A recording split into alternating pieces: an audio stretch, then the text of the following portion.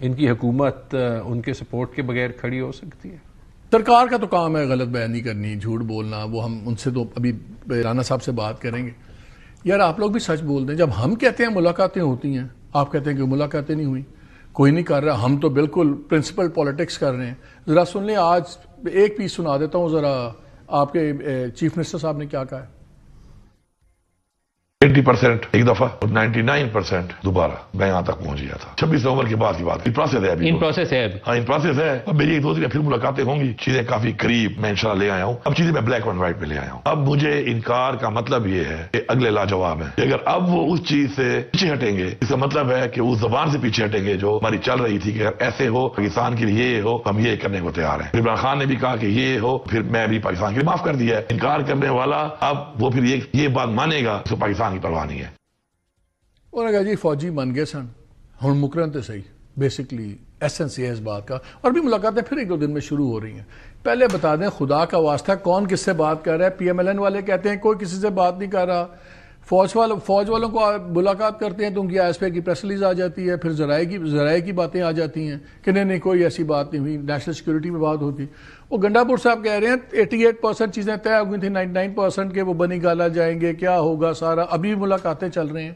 آج خان صاحب نے ایک لیٹر لکھ دیا آرمی چیف کو، کس کیپیسٹی میں. آئی تھاٹ ان سے تو آپ کے مسئلے چلائے. What is going on? آپ لوگوں کی پالیٹکس اب ہے کیا؟ آپ کی اتنے سوال کیے، ایک سوال میں مجھے بتا دیں کس چیز کا جواب دے دوں. آپ لوگ اس وقت خفیہ مذاکرات کر رہے ہیں فوج کے ساتھ؟ دیکھیں، آپ نے جو گنڈا پور صاحب کا بیان سنایا، میرے خیال میں ابھی ان کا کوئی انٹرویو شائع ہوا ہے، تو it's very difficult for me to comment.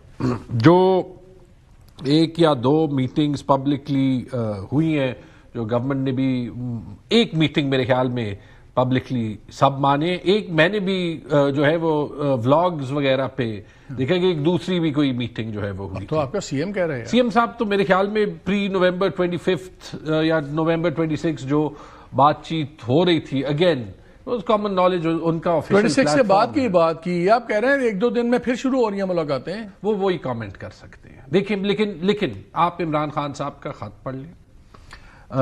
انہوں نے ریلیز کیا ہے اپنے ٹویٹر اکاؤنٹ پہ، اور میرے خیال میں it's a very well drafted letter, it's very genuine letter.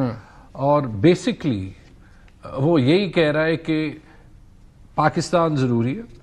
The crisis of security جو پاکستان فیس کرتا ہے، اس میں عوام کا فوج کے پیچھے کھڑا ہونا بہت ضروری ہے، اور اس کے لیے ہمیں ایک کانسٹیٹیوشنل آرڈر پہ جانا ضروری ہے.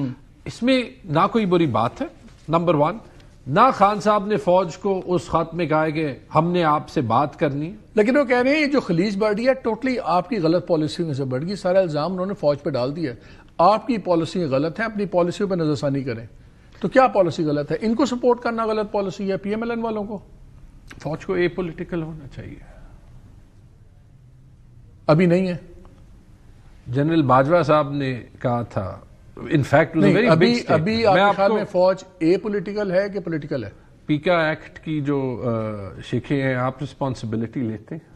نہیں، میں تو کہہ رہا ہوں کہ میں تو کہتا ہوں اسٹیبلشمنٹ اے پولیٹیکل نہیں ہے. میں آپ سے پوچھ رہا ہوں سوال. نہیں، a political, it's very clear کہ نہیں ہے. ان کی حکومت ان کے سپورٹ کے بغیر کھڑی ہو سکتی ہے.